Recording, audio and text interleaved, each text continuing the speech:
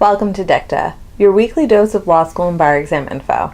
I'm Carrie Ann. And I'm Puyan, and we're the co-founders of Vinco. And today we're going to get real about how important is networking and do you need to be doing it? So let's start by saying networking sucks.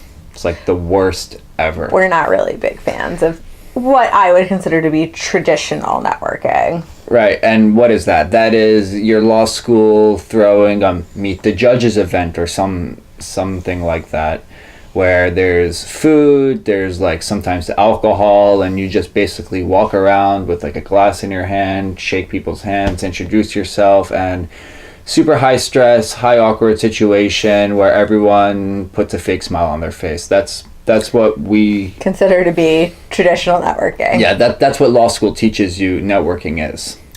But we still managed to be somewhat successful without doing a lot of that. Yeah. So we thought we'd talk about a broader idea of networking. Sure. So let me start by saying I had a devastating fear of public speaking all throughout law school, and before that, I mean, like brutally afraid of publicly speaking, very shy, awkward, nervous. Who's this guy? All these words would accurately describe me.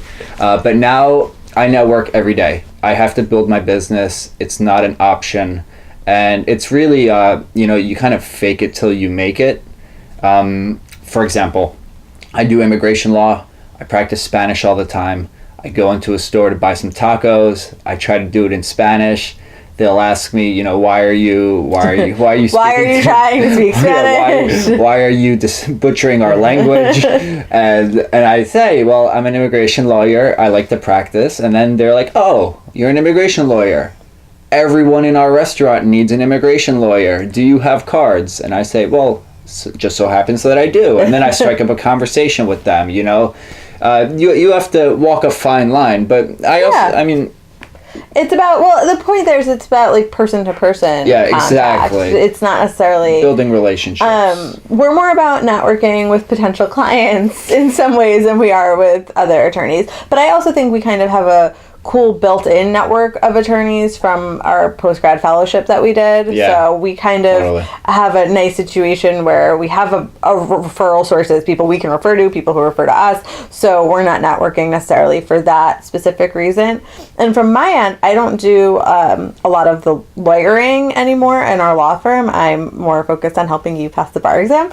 But I still, people, when they ask me, what do? I almost always lead with, I have my own law firm, even though that's not primarily what I'm doing. And I've definitely made lots of connections that way, just by mentioning it. Oh, what kind of law? Oh, immigration. Exactly. Oh, my cousin, or right. So things like that. And just keeping in touch, another thing for me is just keeping in touch with some of my friends from law school, just keeping up with them because now they're all lawyers too. So they're potential referral sources and things like that. Just interpersonal conversations. Absolutely. And when I do see somebody and like I'm in immigration court, a lawyer needs help with something, I help them. Afterwards, we exchange cards. I'll tell them, if you ever need any assistance or help writing this motion or need a sample, give me a call, shoot me an email. And as soon as I get their card, on the back of it, I'll always write where I met them, under what circumstance. So later on, if I need to follow up and send out like a mass email or I'm doing some sort of marketing campaign,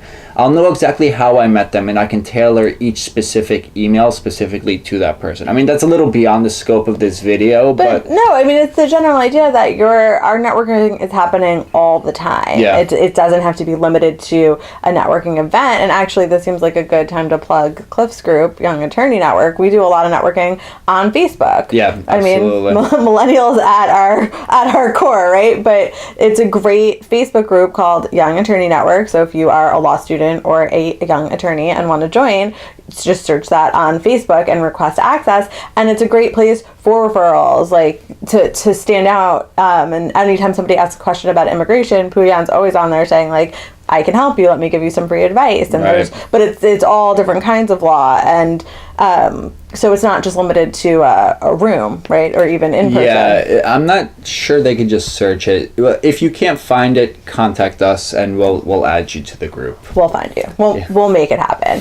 But the moral of the story is if you are intimidated by those networking events, I think I'm glad I forced myself to go to them when I was in law school. Yeah. So I knew what they were about, and I had some practice doing it because sometimes they're not avoidable. Or sometimes you really want to go to one for some reason, like maybe you're getting an award or someone you know is, so you have to go. So you should definitely force yourself to get some experience with that traditional networking. But if that's really not your thing, hopefully this video has helped you see that you can have your own law firm and be successful without constantly having to do something that makes you feel uncomfortable. Yeah, exactly. I avoided those events. I mean, toward the end, I was just like, I would rather die than go to another one of these networking events. And now I'm networking every day, just in a different way, more on a personal basis. And it's really bringing us a lot of success. So if I can do it, you can do it.